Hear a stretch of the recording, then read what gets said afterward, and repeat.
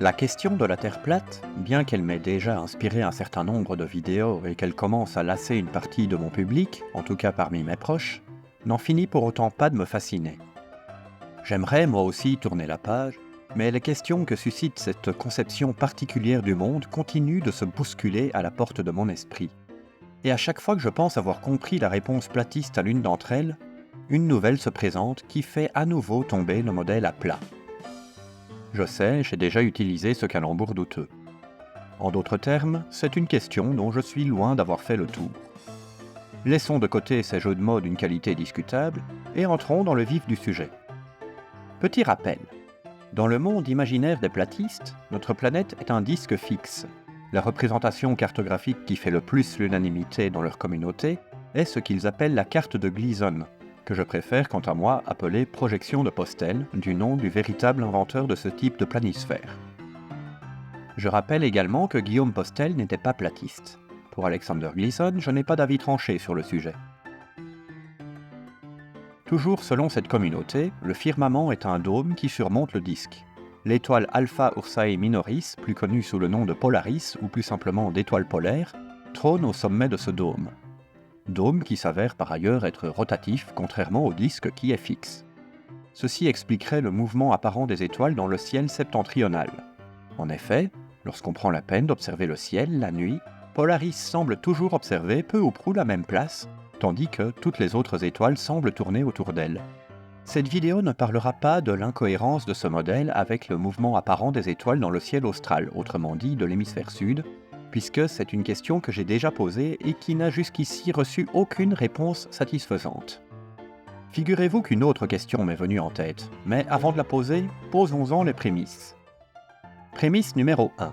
Si quelqu'un tourne le dos au nord, il regardera forcément vers le sud. Prémisse numéro 2. Sur la carte de Gleason, il n'y a pas de pôle sud, ou du moins celui-ci n'est pas un point, contrairement au pôle nord, mais un cercle qui fait le tour du disque. Prémisse numéro 3. Si plusieurs personnes situées à des endroits différents regardent vers le sud en même temps, ils ne regarderont pas dans la même direction. Voilà donc la situation et la question qui en découle. 3 personnes sont situées dans l'hémisphère sud, à des endroits différents. Disons Quito en Équateur, donc en Amérique du Sud, Nouméa en Nouvelle-Calédonie, autrement dit en Océanie, et Adamstown dans les îles Pitcairn au beau milieu du Pacifique Sud. Ces 3 endroits, bien qu'éloignés les uns des autres, ont la particularité de pouvoir être plongés dans la nuit au même moment. Ces 3 personnes regardent simultanément vers le sud, donc en principe dans 3 directions totalement différentes. La question est, ont-ils une chance d'observer les mêmes étoiles et constellations ? Normalement, la réponse devrait être non. Si on en croit la carte et qu'on part du principe que nos observateurs regardent tout droit vers le sud, ils ne peuvent absolument pas avoir les mêmes constellations devant eux. Ou alors, cela impliquerait que le schéma de constellation se répéterait à plusieurs reprises dans l'hémisphère sud.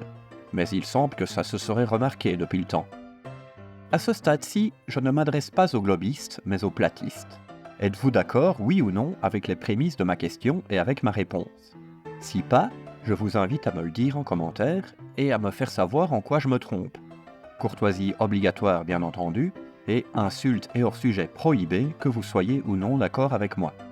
Je précise qu'au moment d'écrire ces lignes, nous sommes aux alentours du 15 décembre 2023, donc à l'approche du solstice. D'hiver en ce qui me concerne, mais d'été pour certains des lieux susmentionnés. L'inversion des saisons entre les deux hémisphères n'est pas la question ici, mais cela aura une petite influence sur le résultat de l'expérience. Car en effet, je propose une expérience pour répondre à cette question. Pour ce faire, j'utilise à nouveau Stellarium ainsi que d'autres outils en ligne, en partant du principe que ces outils sont fiables tout simplement parce que 1. Si on nous indiquait des constellations données dans une direction bien précise et que de fait on en observait d'autres, cela se serait su quasiment dès la parution du logiciel. Bah oui, le monde a beau être vaste, de nos jours il y a Internet dans presque toutes les régions du globe, ou du disque. Et Stellarium, il est utilisé partout. 2. Si une carte interactive m'indique qu'il fait nuit à tel endroit alors que le soleil s'y est levé depuis longtemps, ça se saurait pour les mêmes raisons. D'ailleurs, s'il y a bien une chose avec laquelle les globistes et les platistes sont globalement ou disquement d'accord, ce sont les décalages horaires, même si leur fonctionnement effectivement observé reste un mystère dans le cas des seconds. Comme on l'a déjà vu dans les vidéos précédentes, Stellarium, ainsi que n'importe quel planétarium interactif, permet de visualiser la position précise des astres à n'importe quelle date et n'importe quel lieu. Il est donc très facile de reconstituer ce que verront au même moment 3 observateurs situés respectivement à Quito, Nouméa et Adamstown, et regardant tous les 3 vers le sud. Ces 3 lieux n'ont en réalité pas été choisis au hasard. Au moment de commencer le travail en amont de cette vidéo, et donc de vérifier quelle partie du monde était alors plongée dans la nuit, nous étions le 15 décembre 2023 à 11h36 du matin à Tamin, commune de Sambreville en Belgique, soit GMT plus 1 puisque nous étions alors à l'heure d'hiver. Au même moment, la nuit avait envahi la plus grande partie de l'océan Pacifique. À l'exception notable de l'Antarctique qui ne devrait plus voir le soleil se coucher avant plusieurs semaines. Mais c'est une autre histoire. Quoi qu'il en soit, ces lieux ont été choisis soit parce qu'il y faisait alors nuit noire, soit parce que le soleil ne s'y était pas encore levé et que certaines étoiles restaient visibles. J'ai donc choisi 2 endroits situés de part et d'autre de la zone d'ombre et un troisième en plein milieu. 11h36 à Sambreville donc, cela représente 5h36 à Quito, 21h36 à Nouméa et 2h36 à Adamstown. Commençons donc par Quito. Il était temps, le soleil va bientôt s'y lever. Alors autant je connais assez bien les constellations de l'hémisphère nord, je ne suis pas du tout familier avec celles de l'hémisphère sud. De mémoire, je pouvais citer le Centaure, la Croix du Sud ou encore l'Octan. La mouche ? Sale bête. Ce diptère, dont j'ignorais jusqu'alors l'existence, se situe vers le sud, avec quelques degrés de décalage vers l'est.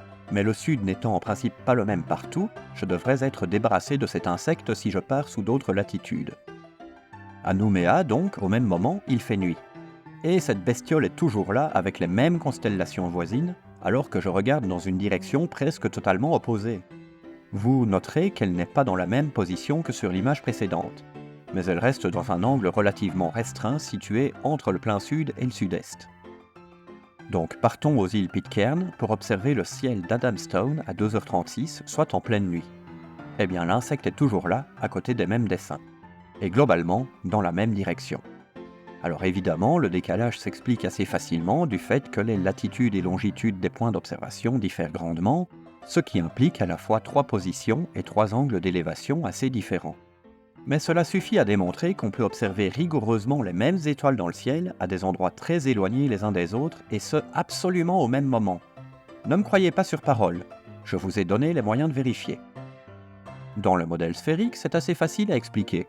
Tout comme le pôle Nord, le pôle Sud est un point.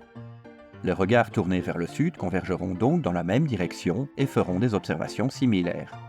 Dans le modèle platiste, chaque sud représente une direction différente.